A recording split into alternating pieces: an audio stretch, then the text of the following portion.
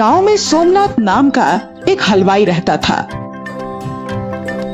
सोमनाथ के माँ बाप बचपन में ही गुजर गए थे।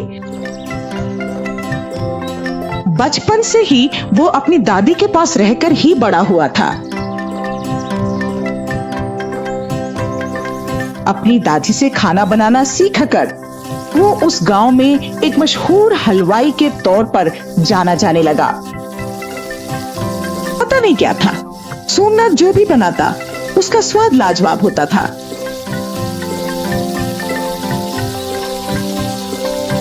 जब सोमनाथ के हुनर के बारे में सबको पता चला, अब सोमनाथ का रुतबा और भी बढ़ गया।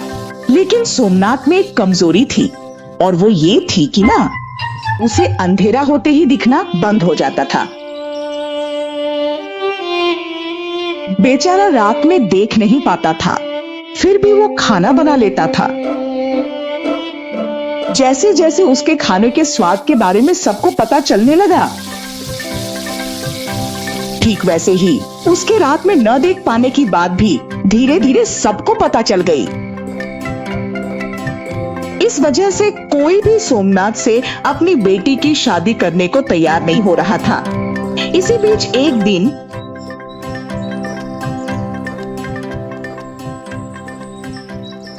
अरे सोमनाथ, तुम तो बहुत लकी हो यार।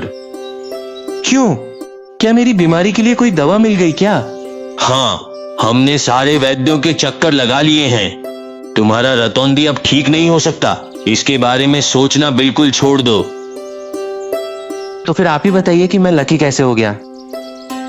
ये लकी होना नहीं है तो क्या है? मैंने अपने दोस्त से सुना है कि राजा तुम्हें राजमहल में खाना बनाने की नौकरी देना चाहते हैं। महल में काम? अच्छा ठीक है, तो मैं कल ही राजा के पास चला जाऊंगा। रुको रुको, तुम अभी मत जाओ, जब राजा खुद खबर भेजें तब जाना।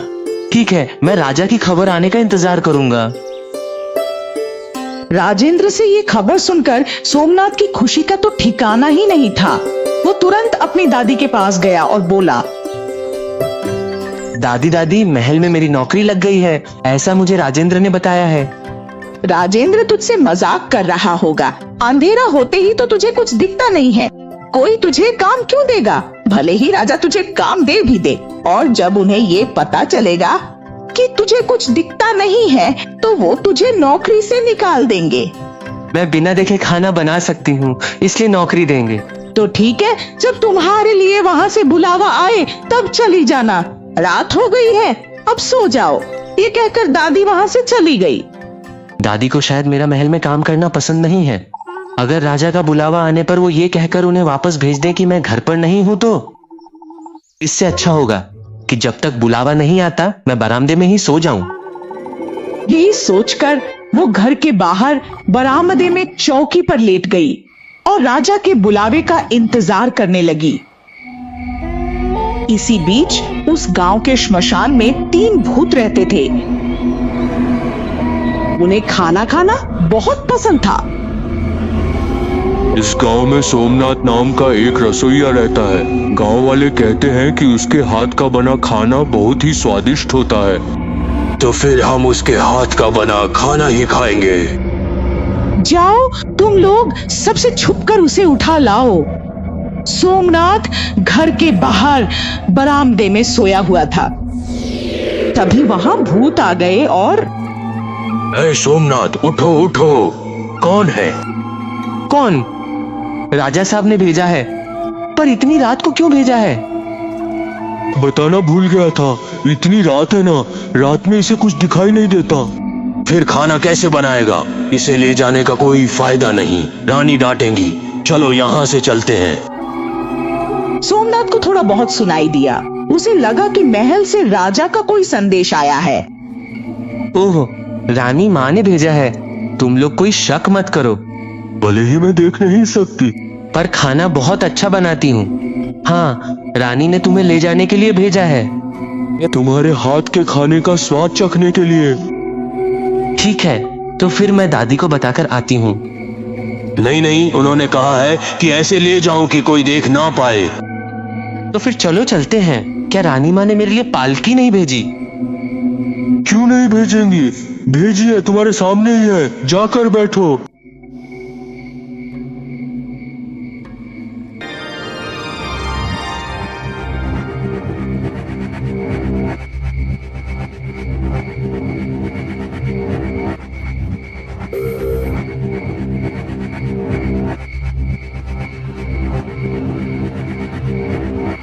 राजा जी की पालकी कितनी सुंदर और आरामदायक है।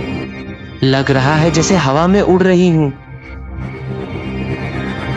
वे श्मशान घाट पहुंच गए।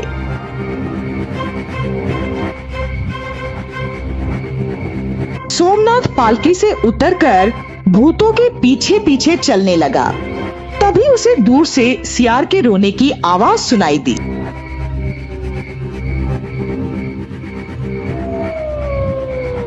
ये क्या है? महल में सियार की आवाज। वो रानी का पालतू सियार है, किसी अजनबी को देखकर चिल्लाता है। ओह, तो ये बात है।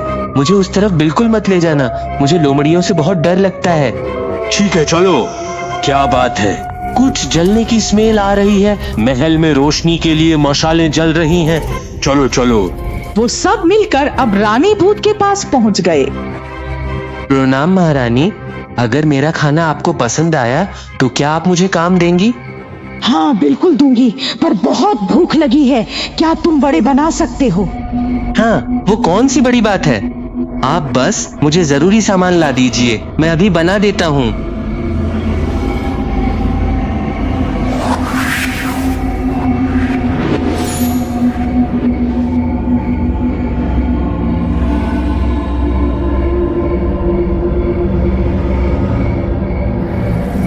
भूतों के दिए हुए सामान से सोमनाथ डिलीशियस खाना बना रहा था।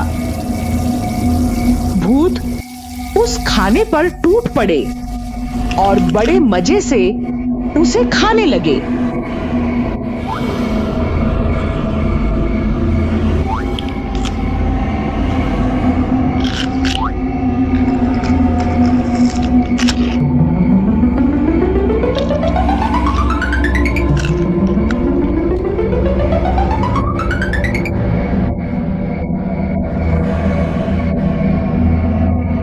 कुछ ही देर में सुबह होने वाली थी।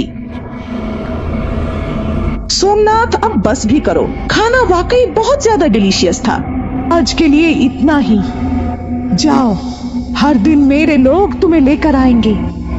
कल कुछ और खाना बनाना। ये लो। ये कहकर उसने सोमनाथ को सोने की थैली दे दी। सोमनाथ वो थैली लेकर खुशी खुशी पालकी में बैठ गया।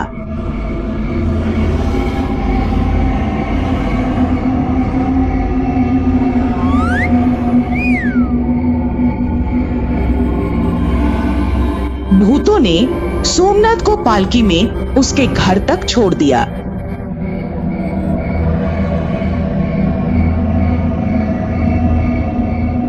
सोमनाथ के पालकी से उतरते ही वो गायब हो गए और रोज यही चलने लगा। आधी रात को भूतों का आना और सोमनाथ का पालकी में जाकर बैठना, हवा में उड़ते हुए गांव के बाहर श्मशान घाट जाना और मनपसंद खाना बनाना और उस खाने पर भूतों का टूट पड़ना और सुबह होने से पहले सोमनाथ को सोने की थैली के साथ उसके घर छोड़ देना। एक दिन सोमनाथ भूतों की दी हुई मोहरें गिन रहा था। तभी दादी ने उसे देख लिया।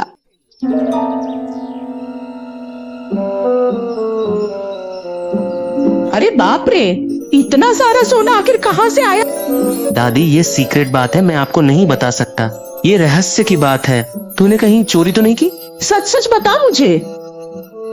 जब दादी ने गुस्से में आकर पूछा तो सोमनाथ ने उन्हें सारी बात बता दी। हर रात उसे पालकी में ले जाते हैं, एक वक्त का खाना बनाने के लिए सोने की मोहरें देते हैं और महारानी आधी रात को क्यों खाती हैं? कुछ तो गड़बड़ जरूर है। यही सोचकर रात को सोमनाथ के सोने के बाद वो पेड़ के पीछे छिपकर देखने लगी। आधी रात को 2 भूत आए और सोमनाथ को पालकी में बिठाकर ले गए। ये सब देखकर दादी की तो बोलती ही बंद हो गई। वो बहुत ज्यादा डर गई और एकदम हैरान रह गई। अगले दिन दादी एक साधु बाबा के पास गई और उन्हें जाकर सारी बात बता दी। तुम्हारे पोते को जिन भूतों ने पकड़ा है वो बड़े पेटू हैं। ये मंत्र फूंकी हुई राख पूरे शरीर पर लगाकर उसे सोने को कहो, तब वो तुम्हारे सोमनाथ को देख नहीं पाएंगे। अगले दिन शाम को सोमनाथ के घर लौटते ही उसकी दादी ने उसे पिछली रात की सारी बातें बता दी। सोमनाथ इसे शरीर पर लगाकर सो जाएगा, वो तुम्हें देख नहीं पाएंगे और ढूंढते हुए चले जाएंगे। ये तुम्हें हर दिन रात को सोने से पहले लगाना होगा। ठीक है दादी, इतने दिनों से मैं उसे महल और उसे महारानी समझकर उस डायन के पास श्मशान घाट जा रहा था। बाप रे! इतना कहकर पूरे शरीर पर साधु बाबा की दी हुई वो राख लगाकर वो बरामदे में सो गया। लेकिन जल्दीबाजी में सोमनाथ कानों पर राख लगाना भूल गया था। आधी रात को रोज की तरह 2 भूत पालकी लेकर वहां आ पहुंचे, लेकिन तब उन्हें खटिया पर सोमनाथ दिखाई नहीं दिया।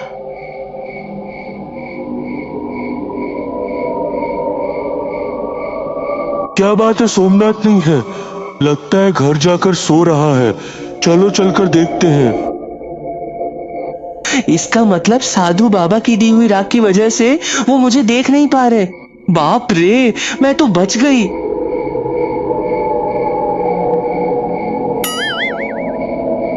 दो भूतों ने सोमनाथ का कान पकड़कर उसे हवा में उठा लिया। भूत के जोर से फूंक मारते ही सोमनाथ के शरीर पर लगी सारी राख उड़ गई। अब सोमनाथ पूरी तरह से दिख रहा था। वो उसका कान पकड़कर उसे श्मशान घाट ले गए। बेचारा सोमनाथ उनकी पसंद की चीजें बना रहा था और वो आराम से खा रहे थे। पूरा खाना खाने के बाद,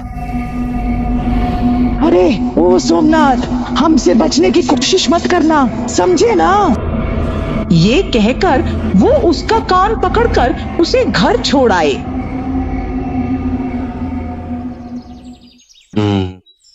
अगले दिन साधु बाबा कल वो मेरे पोते को उठा ले गए। शरीर पर राख लगी होने के बावजूद ऐसा तो हो नहीं सकता। पक्का कुछ न कुछ गलती हुई होगी। हाँ साधु बाबा, गलती हो गई। मैं अपने कानों पर राख लगाना भूल गई थी। अगर ऐसी बात है तो आपने पक्का उनकी बातें सुनी होंगी। हाँ साधु बाबा, आज की रात तो गलती मत करो, पूरे शरीर पर राख लगाओ, जाओ। रात होने वाली थी। सोमनाथ ने अपने शरीर और कानों पर राख लगा ली। राख लगाकर सोने के लिए वो घर के बाहर निकला और धीरे से पानी में पैर रख दिया। वो देख नहीं पाया। दोनों पैरों की राख धुल गई। ये देखे बिना ही सोमनाथ सो गया। आधी रात को भूत आए। उन्हें बिस्तर पर सिर्फ सोमनाथ के पैर ही दिखाई दे रहे थे। वो आपस में हंसने लगे। उन्होंने उसके दोनों पैर पकड़कर जोर से फूंक मारी और सारी राख हवा में उड़ गई। अब सोमनाथ साफ साफ दिखाई दे रहा था। भूत उसे उठाकर हवा में उड़ाकर ले गए। बेचारा सोमनाथ मजबूरी में उनके साथ जा रहा था। तू हमसे छुपकर अपने पूरे शरीर पर राख मलकर क्यों सो रहा था? अगर तेरे पास पैसे कम पड़ रहे थे तो हमसे कहता, जितने चाहिए उतने पैसे ले लेता, पर हमसे कुछ छुपा मत। क्योंकि हमें तेरा खाना बहुत पसंद है। मुझे पैसे नहीं चाहिए। अब तक आप लोगों ने जितना भी दिया है वो मेरी जिंदगी के लिए काफी है। तुम हमसे छुप क्यों रहे हो? क्या हम तुम्हें खा रहे हैं या फिर तुम्हें परेशान कर रहे हैं? मैं जितना अच्छा खाना बनाता हूँ उतना ही मेरा नाम है।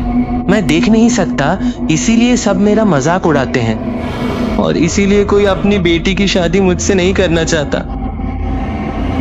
जब लोगों को पता चलेगा कि मैं रात को श्मशान में भूतों के लिए खाना बनाता हूँ तो मेरी शादी कभी भी नहीं हो पाएगी। वे मुझे और मेरी दादी को गांव से बाहर निकाल देंगे। इसीलिए डर के मारे मैं तुम लोगों से छुप रहा था। बस इतनी सी बात है, अपनी दोनों आंखें बंद करो। अरे मैं देख पा रहा हूँ। अरे वाह, मुझे लगा था कि मैं इस जन्म में हमेशा के लिए रातकानी होकर ही रह जाऊंगा। मैं उम्र भर के लिए आपकी शुक्रगुजार रहूंगी। रानी भूत ने सोमनाथ के कान में कुछ कहा। सोमनाथ ने मुस्कुराते हुए हाँ कहा।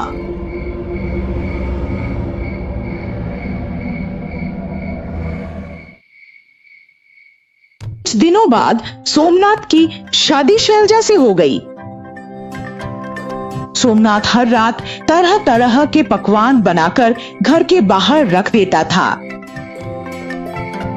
हर रोज आधी रात को वो पेटू भूत आकर सारा खाना खा लेते और रोज की तरह सोने की थैली छोड़ जाते। एक दिन, दादी, मेरे पति बहुत ही दयालु इंसान हैं। वो रोज मोहल्ले के कुत्तों, जानवरों और पक्षियों के लिए कितनी मेहनत से खाना बनाते हैं और खुद एक टुकड़ा भी खाए बिना उसे घर के बाहर रख देते हैं। वो जानवरों के लिए नहीं, भूतों के लिए है। बाप रे, भूतों के लिए।